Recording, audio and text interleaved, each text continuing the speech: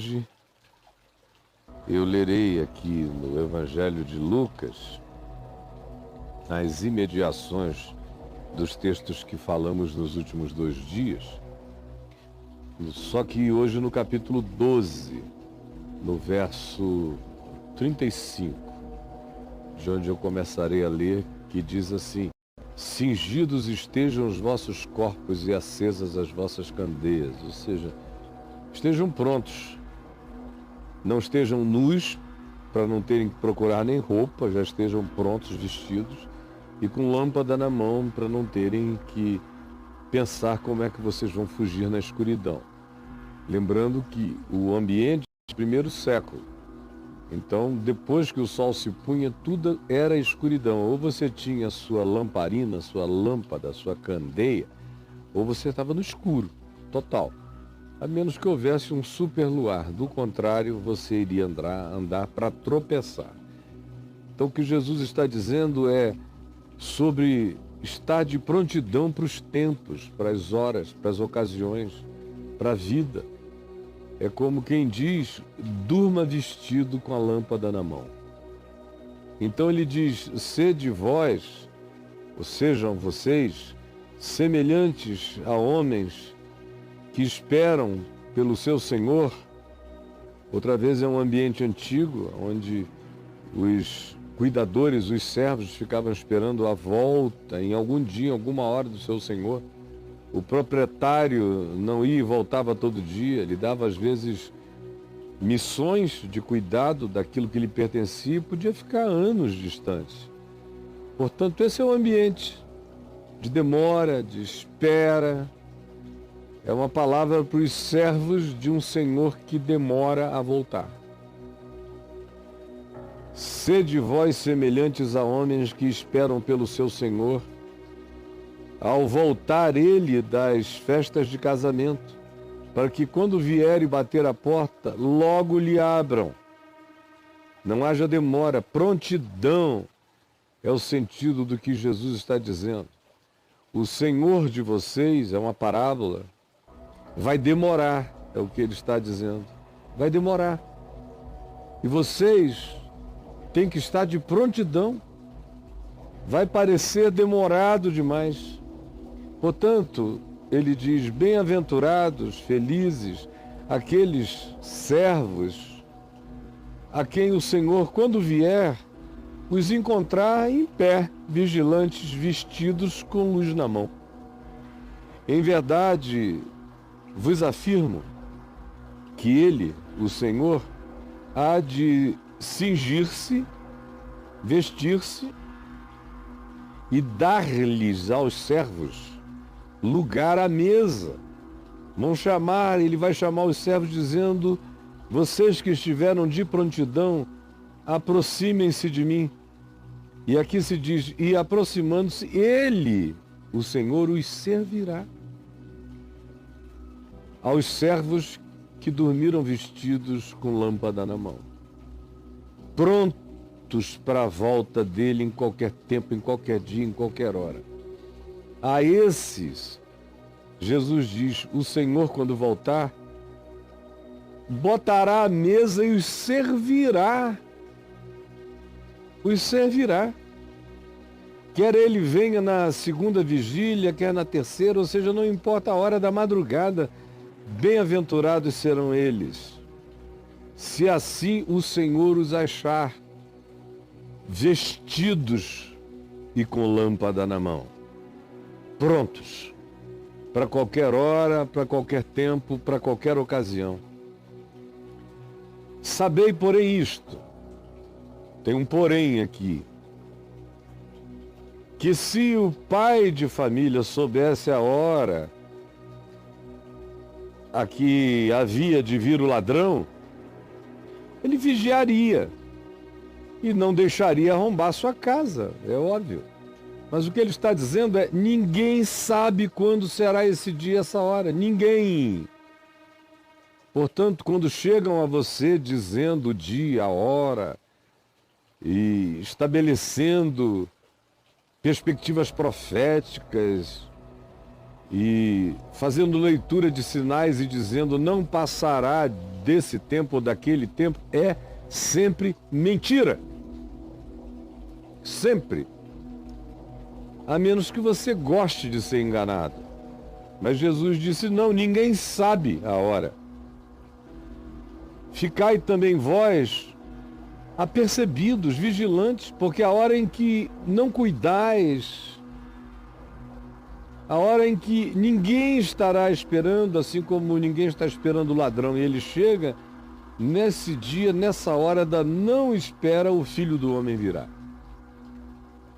Então Pedro perguntou, Senhor, proferes esta parábola para nós ou também para todos? Ou seja, os crentes estão sempre querendo um tratamento especial, uma revelação especial, um segredo que não é contado a ninguém, só para eles. E é disso que vivem os falsos profetas, de dizer que Deus lhes falou o que não falou para ninguém. E o próprio Pedro, como um bom crente, sofre dessa tentação de pensar que se você serve a Jesus de maneira apercebida e cuidadosa, você terá uma revelação especial. É para todos ou é para nós também? Ou para nós vai haver uma indicação diferente? Haverá um tratamento especial para os crentes? É o que ele está perguntando. Então, disse o Senhor a Pedro, escuta, Pedro, quem é, pois, o mordomo fiel e prudente, a quem o Senhor confiará os seus conservos, os seus bens, as suas coisas, para dar-lhes o sustento a seu tempo? Quem é? Quem é o cara? Pedro está querendo saber se ele vai ter uma revelação especial, diferente dos demais outros seres humanos, acerca de quando Jesus voltaria. E Jesus está dizendo, a questão é outra. Vocês não vão ter revelação especial nenhuma. O que vocês têm é uma responsabilidade adicional enorme. Porque vocês também não saberão e terão que viver como os mordomos. A superioridade de vocês não é na informação de quando eu volto.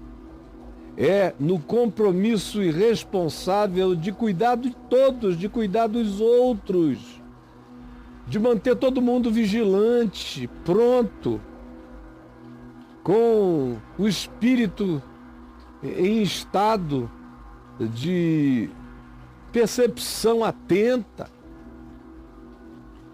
Por isso a questão não é se será dada alguma revelação especial a vocês, a questão é outra, é que vocês receberam uma responsabilidade maior.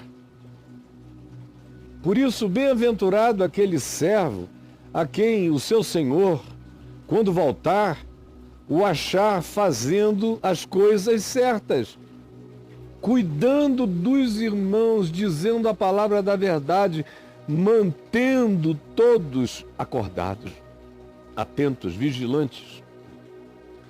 Verdadeiramente vos digo que lhe confiará todos os seus bens.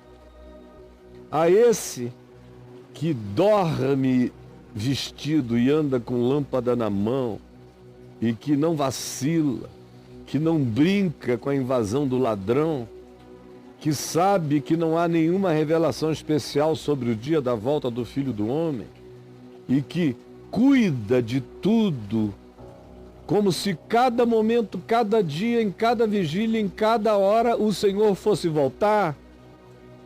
Esse é o indivíduo a quem se procura, esse é o mordomo da casa de Deus. Verdadeiramente vos digo que a esse o Senhor confiará tudo. Vai ser herdeiro e co-herdeiro com Cristo de tudo quanto de Cristo seja, e não há nada que dele não seja, não há nada que a ele não pertença. Será herdeiro, irmão com o primogênito entre muitos irmãos, herdeiro cósmico, herdeiro universal, herdeiro transuniversal, herdeiro de todas as percepções, consciências e glórias de Cristo. Verdadeiramente eu vos digo que a esse ele confiará tudo. Mas se aquele servo disser consigo mesmo, não vem mais não.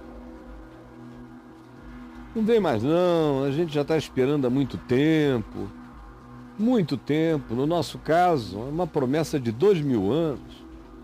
Perdi a esperança, como eu encontro muita gente que me diz, eu acredito ainda no céu, na eternidade, mas que Jesus vai voltar para a terra, não acredito mais não. Não vem mais não.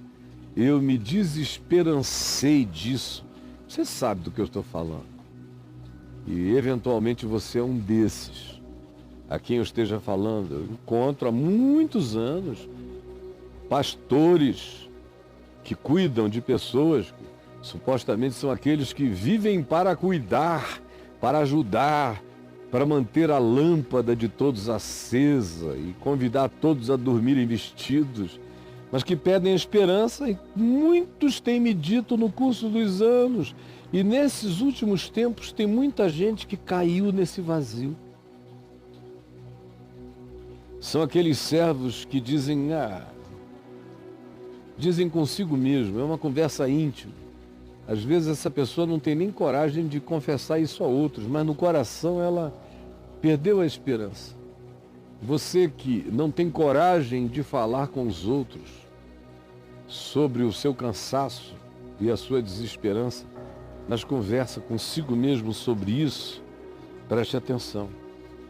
Você diz, e você não me diga que não diz, porque você diz, meu Senhor tarda. Já faz 2000 anos e ele não volta. E aí o teu coração, perdendo a esperança, se enche de arrogância. O coração se mantém servo, quebrantado, vigilantemente doado ao cuidado do próximo, enquanto ele tem esperança. Como o apóstolo João diz, todo aquele que nele tem essa esperança santifica-se a si próprio, a si mesmo. A santidade do meu coração é do tamanho da esperança viva, da minha expectação em relação ao fato de que o Senhor vem. Pode parecer demorado, mas não vai demorar mais do que o tempo da minha vida, que é curto.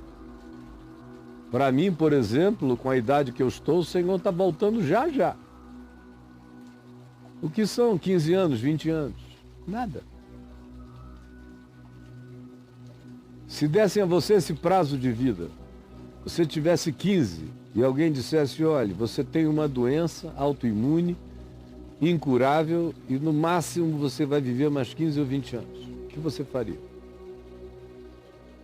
Eu tenho uma doença autoimune incurável, chamada mortalidade e velhice. E o que eu vou fazer nos próximos anos? Eu vou fazer tudo o que eu puder fazer de bom e de melhor. Vou dormir vestido com lâmpada na mão, anunciando ao meu próximo e à minha geração que o dia se abrevia, porque se o Senhor não estiver voltando coletiva e generacionalmente para todos os habitantes do planeta e todo olho verá, está voltando para mim em muito pouco tempo e os meus olhos o verão. Portanto, tanto faz se ele está vindo para mim ou se eu estou indo para ele. O que se pede de quem tem essa esperança, essa certeza, é que ande nesse estado de vigilância santificada.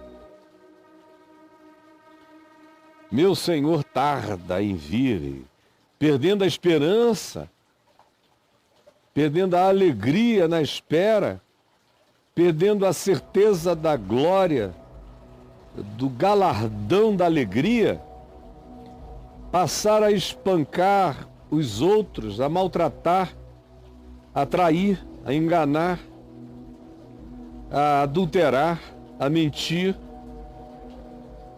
a expropriar, a abusar do próximo que estava sob o seu cuidado, em nome desse Senhor de quem ele se diz mordomo, mas em relação a quem ele perdeu toda esperança, e então se entregar a uma vida de prazeres pessoais, só de comer, de beber e de se embriagar, que é o que acontece em geral quando o indivíduo perde a esperança da glória de Deus no coração. O que lhe resta é dizer: comamos e bebamos, porque amanhã morreremos, e para nós não há mais nenhuma esperança. Quem quer que não tenha mais essa esperança, não tem por que viver de outro modo. E inevitavelmente é assim que vivem, é assim que procedem. E eles não abandonam a crença pública, eles passam a ser abusivos. Eles continuam mordomos, representantes desse que eles dizem que virá, mas no coração eles não creem mais que venha.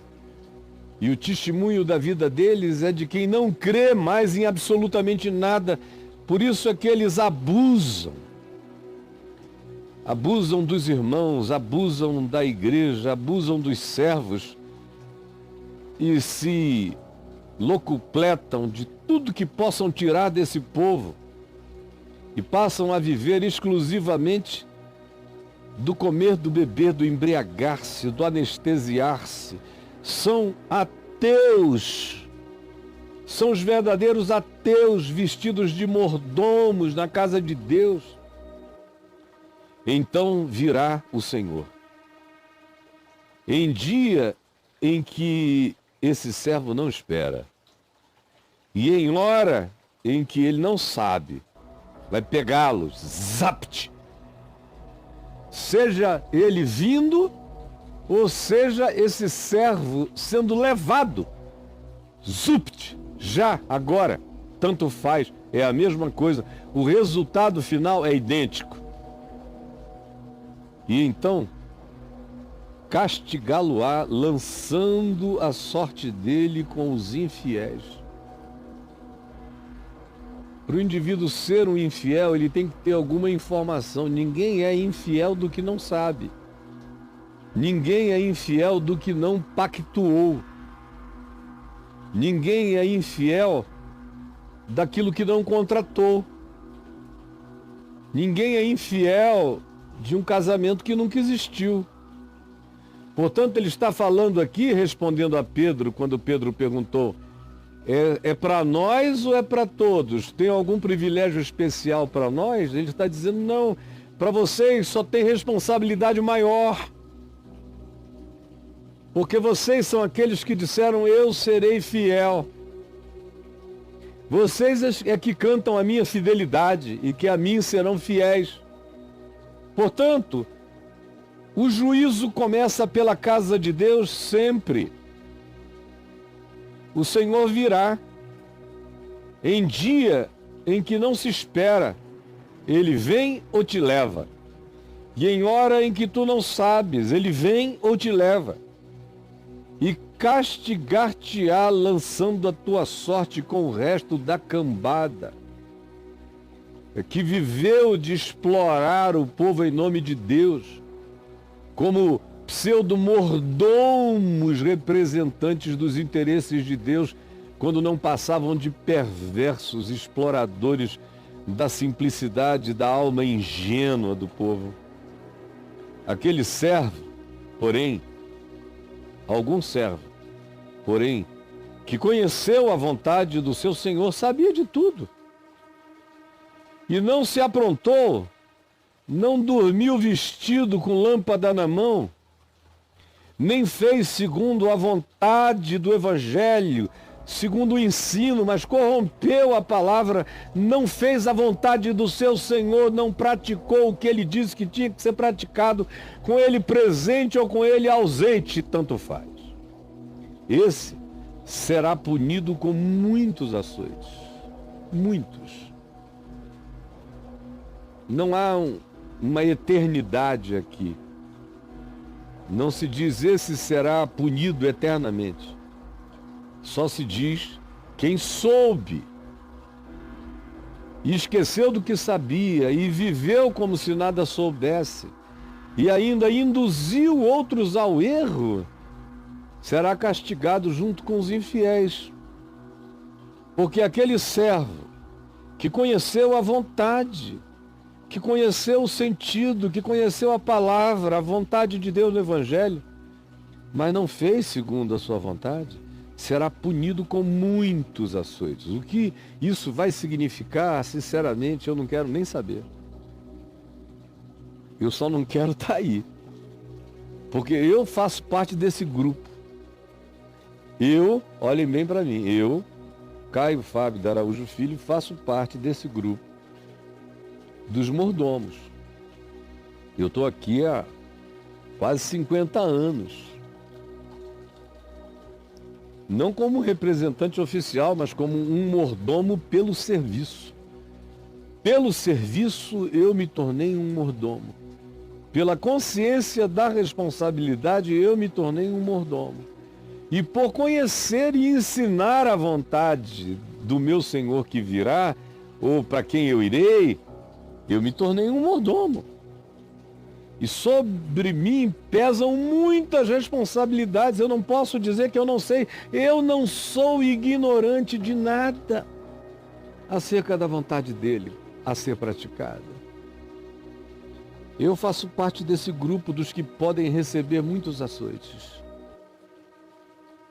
E todo aquele que fica aí te ensinando, dizendo assim diz o Senhor, eis a palavra do Senhor, a revelação que Deus me deu, recebi uma visão, Deus fala comigo de maneira muito particularizada, eu tenho informações especiais.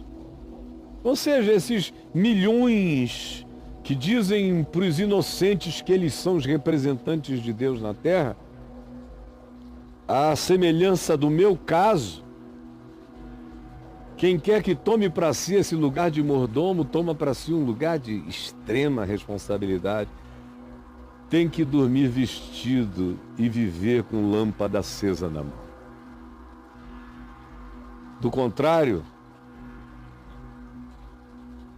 se eu negligenciar a palavra que me foi dada e começar a viver essa vida de abusos, de distrações inconsequentes, ou de embriaguez e dessensibilização para com a realidade, tendo eu sido informado e conhecido toda a palavra da verdade, a minha sorte será com os infiéis. E eu receberei muitos açoites. Eu não estou falando de ninguém além de gente que, como eu, tem a ousadia de sentar aqui numa cátedra e ensinar. Quanto mais eu ensino, mais responsabilidades caem sobre mim. E tanto mais quanto as pessoas me levem a sério, tanto mais e maior é o privilégio responsável que está sobre a minha vida. E juntamente com tal privilégio, indizíveis responsabilidades. Eu não tenho permissão para brincar de não saber. Eu não tenho. E todos esses que são bispos, apóstolos, pastores, mestres, ensinadores, evangelistas, missionários, padres, sacerdotes, cardeais, todos os representantes dessa palavra, os teólogos, os acadêmicos, os que dizem saber, são esses que pactuam com o que dizem saber e não cumprem.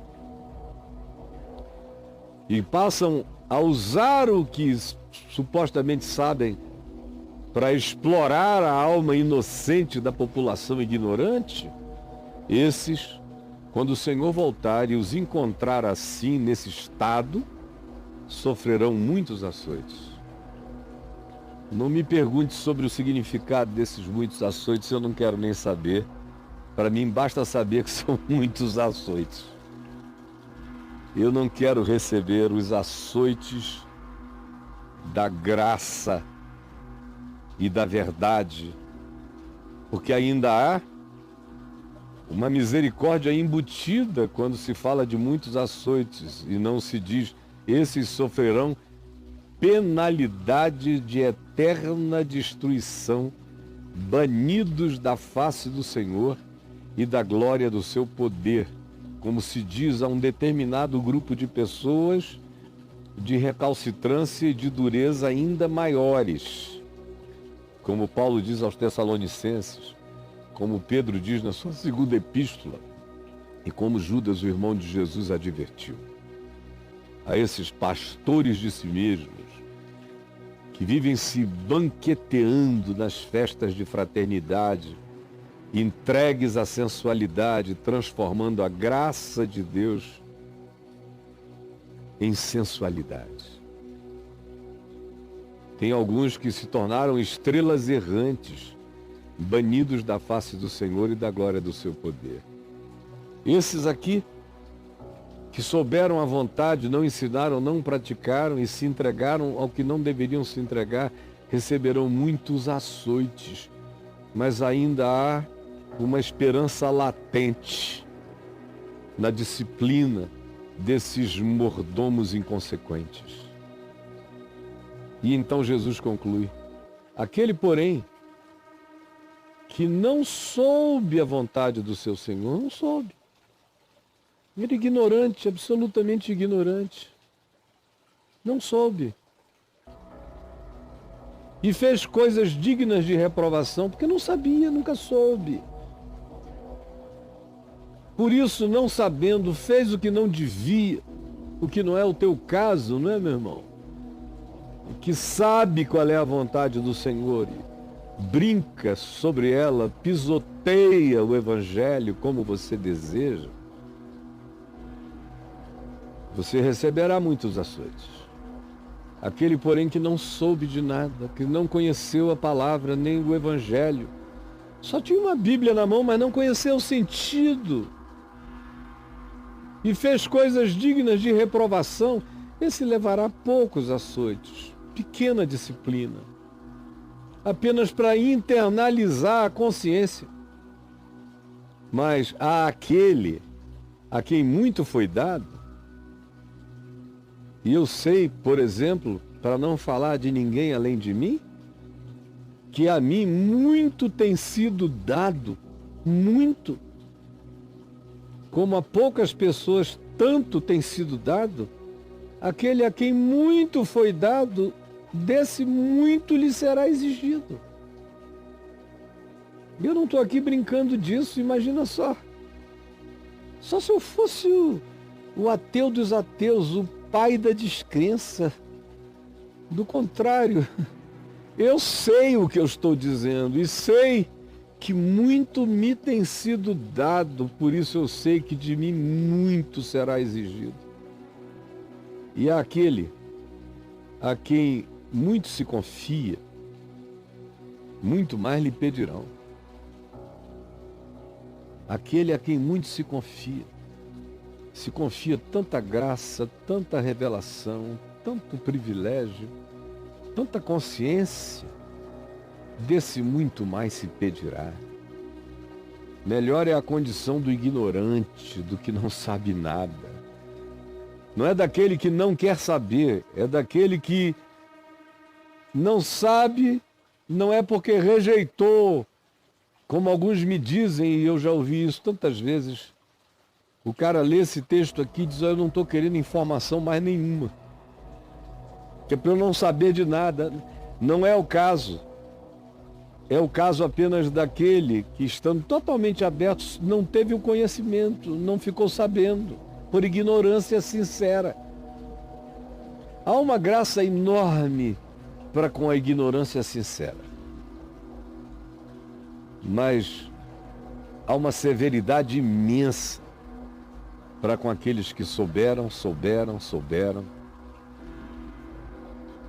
e não viveram a consciência do que souberam. Como muitos que já me disseram: Caio, o que você ensina está certo, mas como não dá certo, a gente prefere escolher o caminho que escolheu.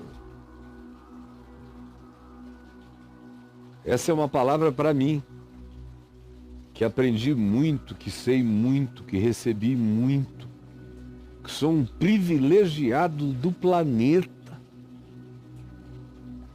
De mim muito será pedido, muito será exigido.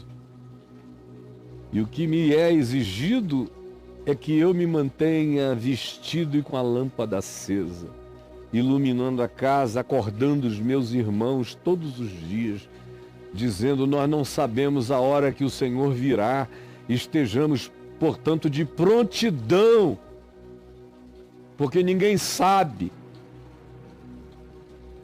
sem abusar os irmãos, sem manipulá-los, sem expropriá-los, sem fazê-los crer em nenhum tipo de ilusão, ao contrário, ajudando-os a viverem com os olhos bem abertos e preparados para tudo. É disso e é isso que de mim se pede. Também se diz que quando ele voltar, ele mesmo vai dizer: vem aqui, meu servo, hoje eu vou botar a mesa para você. Você passou a vida botando a mesa para os outros. Hoje eu vou botar mesa para você, senta. Hoje eu sou o servo do teu galardão, senta.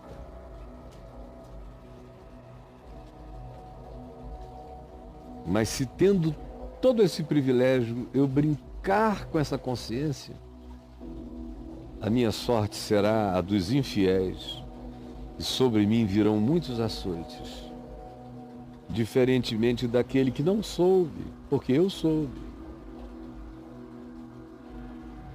E daquele que, porque não soube, fez coisas dignas de reprovação. Eu já fiz coisas dignas de reprovação, pelas quais me arrependo no pó e na cinza. E diante de Deus já recebi toda a aprovação e graça. Não levarei nenhum açoite. Já foi tudo levado por Jesus na cruz. Mas quem não vive